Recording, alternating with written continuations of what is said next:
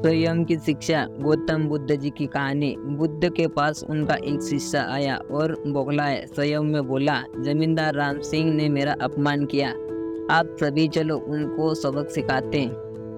बुद्ध बोले, प्रियवर, सच्चे बुद्ध का अपमान करने की शक्ति किसी में नहीं होती है, तुम इसी बात को भुला दो। जब प्रसन्न भुला दोगे तो अपमान कहाँ बचा रहेगा। शिष्य ने कहा, उसने आपको प्रति भी अब शब्द का प्रयोग किया था, आप चलिए तो सही, आपको देखते ही वो शर्मिंदा हो जाएगा और क्षमा मांग लेगा, इसे मैं संतुष्ट हो जाऊंगा। बुद्ध कुछ विचार करे बोले, अच्छा यदि ऐसी बात है तो मैं अवश्य ही राम जी के पास चलकर उसे समझाने का प्रयास करूंगा। शिष्य के आतुर होकर कहा, चलिए नहीं तो रात हो जाएगी। बुद्ध ने कहा, रात हो जाएगी तो क्या, रात के पश्चात दिन भी तो आता है।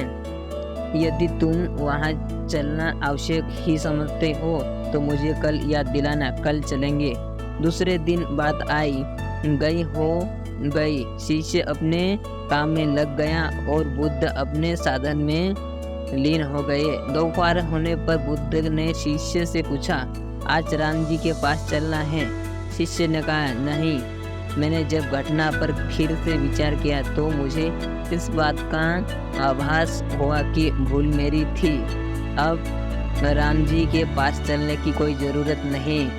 बुद्ध ने मुस्कुराकर कहा, अगर तुम तुरंत प्रतिक्रिया देने से बचे तो हमारे भीतर की कटुता समाप्त हो जाती है। शिष्य बुद्ध का आवश्यक समझ